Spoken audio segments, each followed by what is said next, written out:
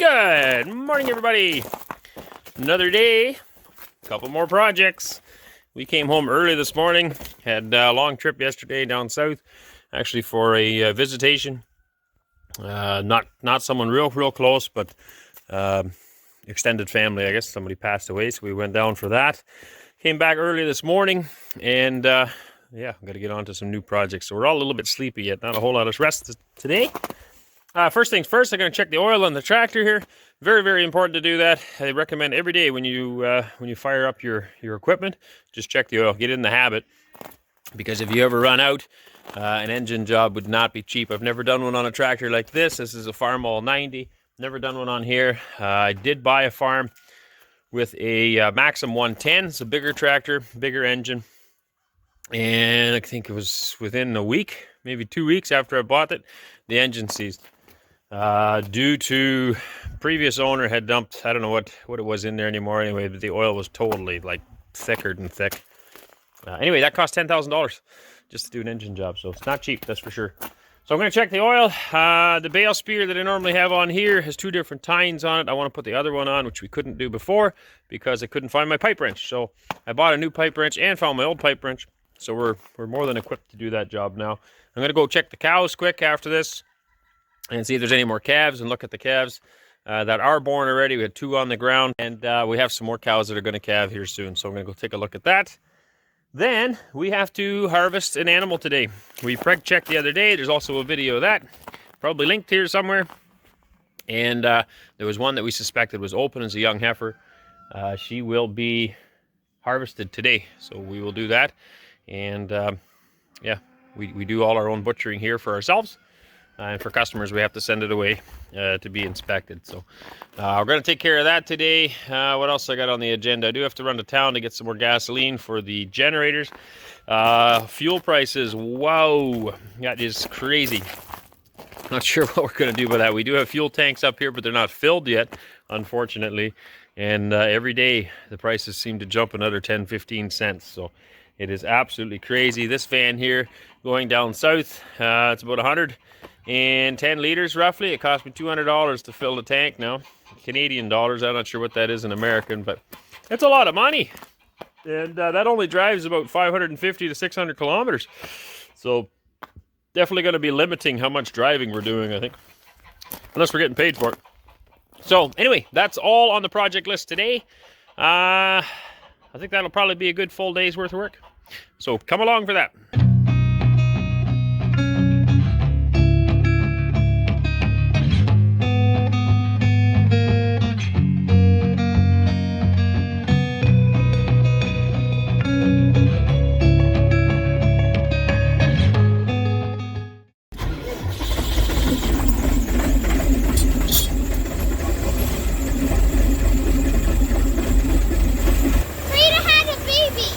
Frida did? Who's Frida? And the one with Longhorn. The Longhorn Goat, right? Yeah. Cool. Well, I'll take a look at that right away. Boy. The little boy? Yeah. Nice. I came over to feed the Blair, and I saw this funny. I looked at this little goat, and it looks tiny. Pretty cute, probably. Is it? I was like, where did this mom go? Is it colored? Huh? Is it colored? It has a brown head. Nice.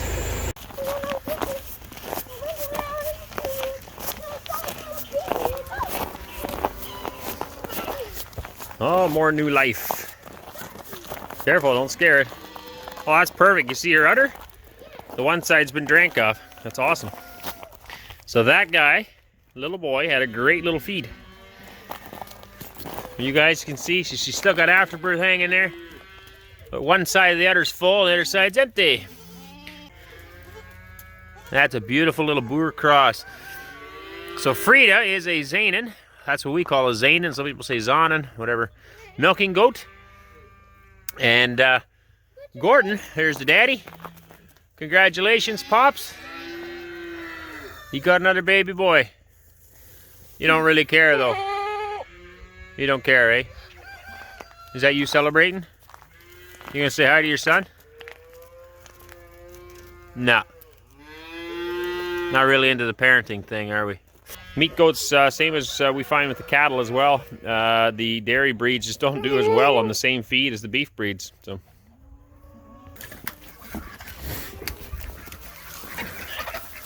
These calves are in here, weaned right now. Just check to see if there's any other babies. The pig did end up having babies. I had a little bit of footage. We ended up just deleting the footage. It was a very, very sad event there. She had 13, but she was totally stressed out. She kept getting up, which is not good. You want them just to be calm and kind of comatose is how they normally have them. And then everything does its thing. So she was just stressed, all worked up. It was her first time too. I get that. Anyway, she was stepping on them and squishing them, and it was just a very, very sad thing. So I didn't keep any of the footage of that. We'll get her bred again, and hopefully she'll have better luck on her next litter. The cows are all happy. I am expecting a couple of calves coming up here right shortly. Hey, Big Red. Little Red. Big Red, Little Red. I think, I can't remember. I gotta ask the former owner, but I think Little Red is Big Red's baby from last year, but I could be wrong. I'm not sure. This one here is the one that we'll be harvesting today. Tom, why do you have to be like that?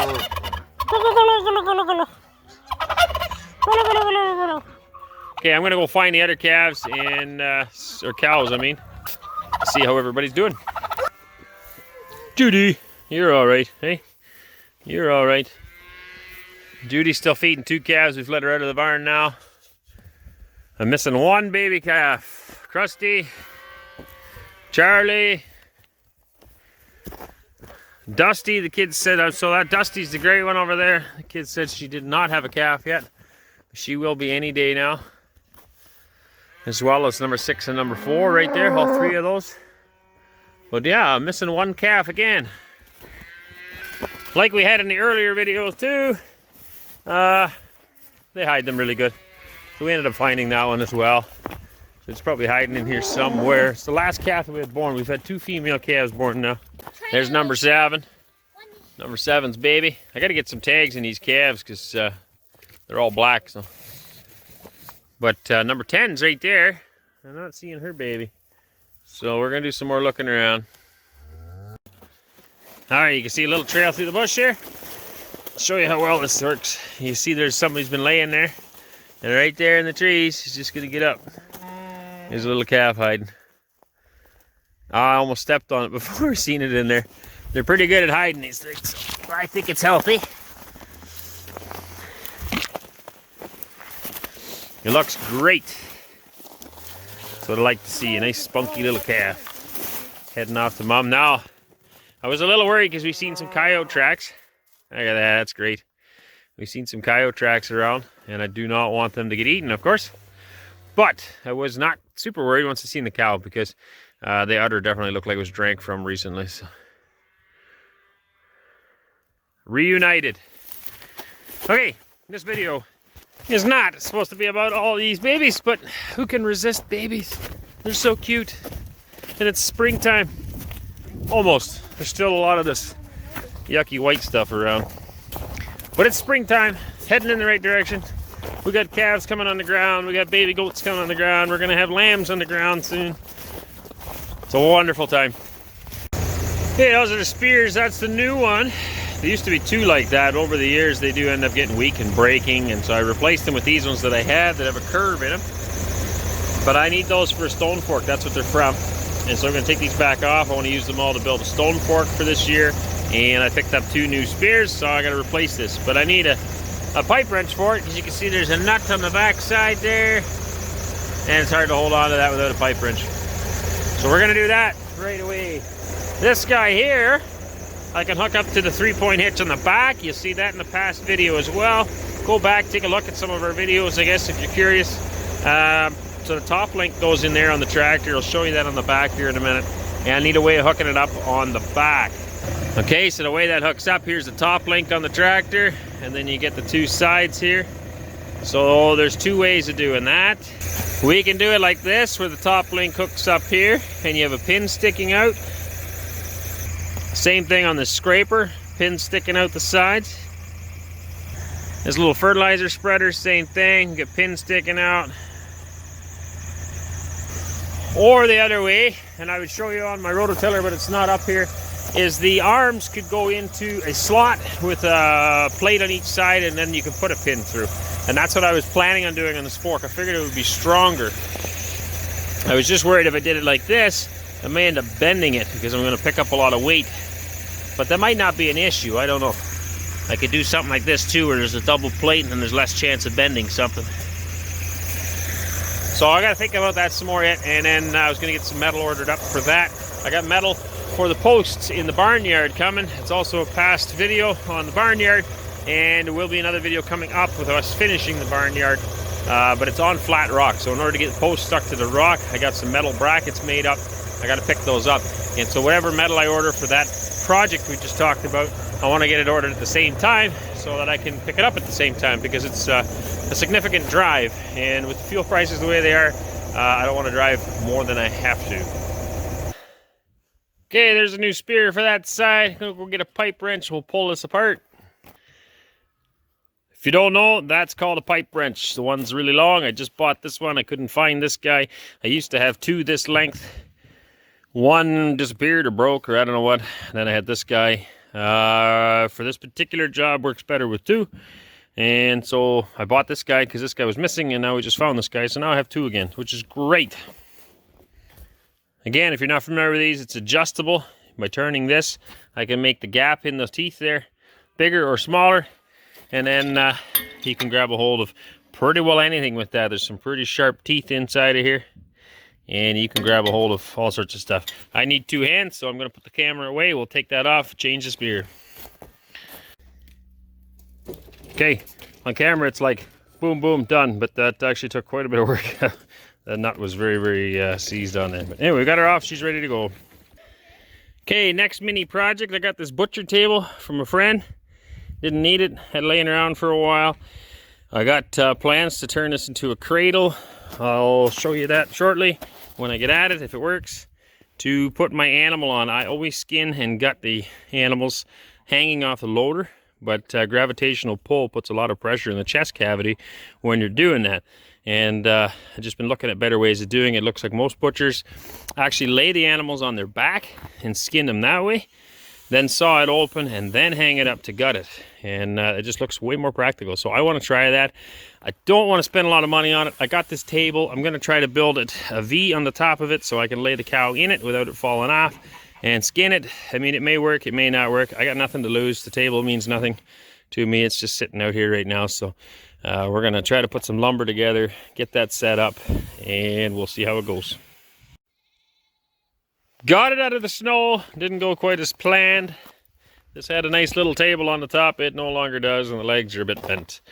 But that's not a problem, because it's more or less just a piece of scrap. We are now going to renovate it and turn it into a rack. Let's see how that goes. I got some holes here, so I can add some material to that. I'm going to try to straighten this first and get these posts looking a little bit lined up again, and then we'll go from there.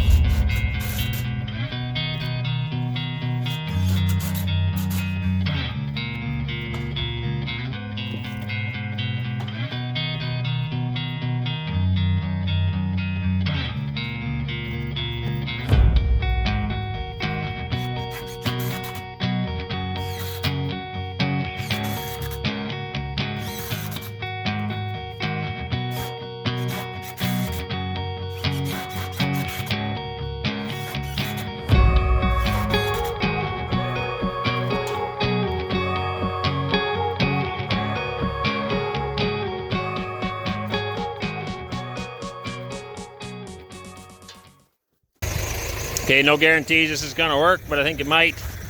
We're going to lay the animal on top of this. And, I don't know, I'm hoping it'll hold. The legs might not hold. We'll see how it goes. Okay, it's working. It's on the cradle. And like normally speaking, I think I would probably prefer something metal and more sturdy. But the idea is only the hide, which is already dirty, is going to touch the wood. So we're going to skin this thing off. I've never done it this way before. I'm hoping this is going to work good. She's still bleeding there. You can see the head's been removed. I started on the foot.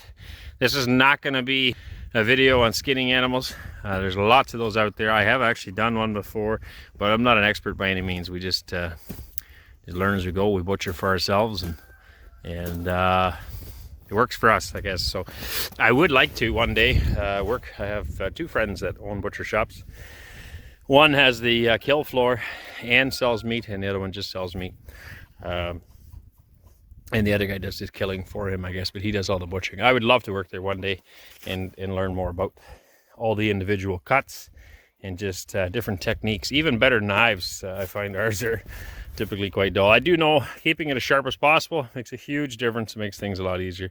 So I'm going to try this thing out. If this is something that works, I mean, this is pretty crude, but if this works for us, I think I definitely would consider building something then, because we're always looking for ways to improve the workload that we currently have and make things more efficient. There's only so many hours in a day, and yeah, just the more efficient we can make it, the better. Okay, here you can see it laying down. I'm not sold on it yet. I mean, it's working, but like, it's kind of convenient to be able to work on it this way, but at the same time, it's something new, so probably a couple more times wouldn't hurt. But yeah, all in all, the stand's holding up anyway. It didn't collapse, so that's good. We're just working on finishing up the skinning here, and then we're going to hang it up and gut it. So you can see it's right full here. That's the guts. Ideally as well, I like to keep them off of feed for a day, and then their guts are empty. That doesn't always work. And in this case, this cow was still eating, so she'll be full of hay. All done, hanging on the loader. I gotta hang it up here now. The only thing is, this cow is a lot bigger than the last ones. In the past, we've hung it up here on this hook, but I don't have enough room here now. They're gonna hit the ground, so I'll have to go to plan B. And I'm not sure what that is yet. I don't think I had anything else planned at the moment. Can't think of anything else. Anyway, thank you for joining us. Please like, share, and subscribe, as always. And yeah, if you enjoy our content, just drop a comment down below. We love hearing from you all, and we just love your support and your feedback. We'll see you all in the next one.